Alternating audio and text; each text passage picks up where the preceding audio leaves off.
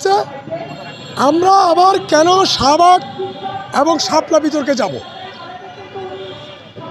যেই শাহবাগ এবং শাপলা ফ্যাসিবাদকে কায়েম করেছে, ফ্যাসিবাদকে চূড়ান্ত পর্যায়ে নিয়ে গেছে, সে আলোচনায় আমরা যাবই বা কেন? আমাদের তো সে আলোচনা যাওয়ার কথা নয়। এবারের ছাত্র গণ আন্দোলনে কারা ছিল না আপনি বলেন? একসময় যারা যুদ্ধ অপরাধীদের বিচার চেয়েছে শাহবাগে, তাদের একটা বড় অংশ ছিল। আবার যারা শাপলাতে যারা এই ধর্ম অবমাননার আন্দোলন করেছে তারাও ছিল। আপনি কাকে বাদ দিবেন? কাকে আপনি বাদ দিবেন? যারা আওয়ামী পোলা করেছে তাদেরকে বাদ দিতে পারেন। যারা ভারতের এজেন্ট হিসেবে কাজ করেছে দেশে তাদেরকে বাদ দিতে পারেন। এখন পিনাকিকে বাদ দেন। পিনাকি তো শাহবাগ আন্দোলনের নেতৃত্ব ছিল, দেন অনেকে ছিল, অনেকে বাদ দিতে তো দেওয়া তো সম্ভব না। সম্ভব কি না?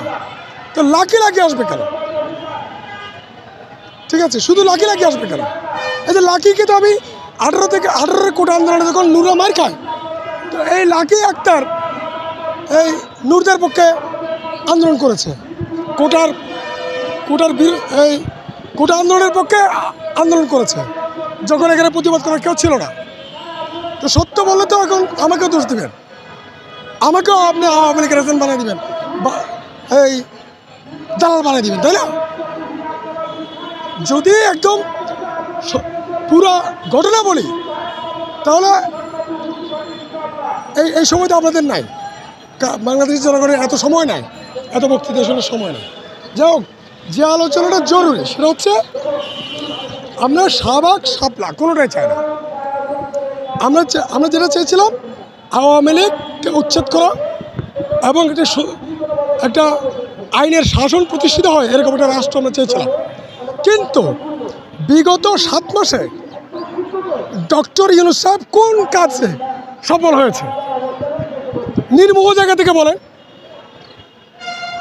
কোন কাজে সফল হয়েছে? কিসের সংস্কার হয়েছে? কি সংস্কার করেছেন? মব জাস্টিস মারাত্মক একটা অপরাধ। যেভাবে মব জাস্টিসকে উস্কে দিচ্ছে নানা চক্র, সেটাকে বন্ধ করার জন্য ডক্টর ইউনূস কি ভূমিকা রেখেছেন? আবার কতগুলো দেখবেন 16 বছরে প্রতিবাদ করতে পারে নাই, আন্দোলন ঠিকমতো করতে পারে নাই। এখন কি করছে? সবাই ঝাঁকে বিভিন্ন ধরনের আন্দোলন করার চেষ্টা করছে। কিছু আন্দোলন আওয়ামী লীগের হয়ে হচ্ছে, কিছু আন্দোলন ন্যায্য।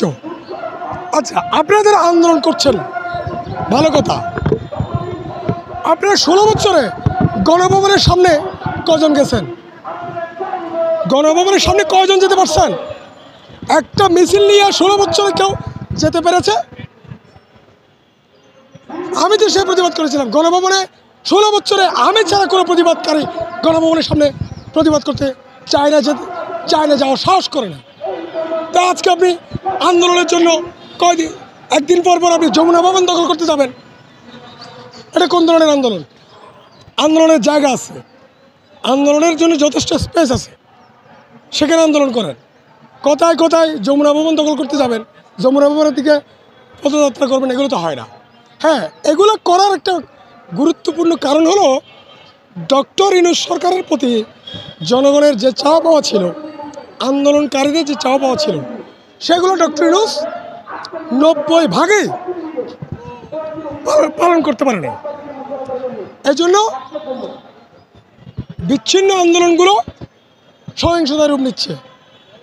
পুলিশ, দেখেন পুলিশ একটু জনবান্ধব হয়েছিল, এখন আবার মারমুখী হচ্ছে।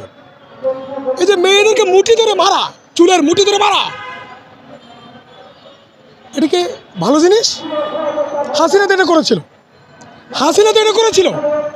হাসিনা থাকতে পেরেছে? একটা মানুষ যদি অপরাধ করে থাকে, ভুল করে থাকে, সেটার শাস্তি, আইনত শাস্তি হওয়া উচিত। কিন্তু আপনি মেয়েদেরকে রাস্তায় পিটাবেন। যেই মেয়েরা, এই যে শর্টকাট পরা মেয়ে, হিজাবি মেয়ে, ওরা একসাথে আন্দোলন করছে না? যদি মেয়েরা যদি রাজপথে না নামতো, ডক্টর ইউনূস কখনো ক্ষমতার এই কি বলে যে রেশ মাত্র সুযোগ পাইতো না, ক্ষমতা আসার কোনো সুযোগ পাইতো না।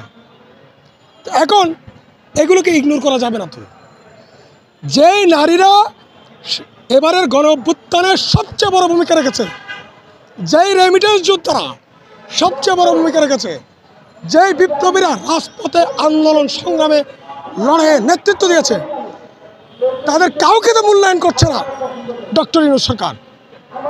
ডক্টর ইউনূস সরকার কাকে বসেছে? কাদের বুয়া,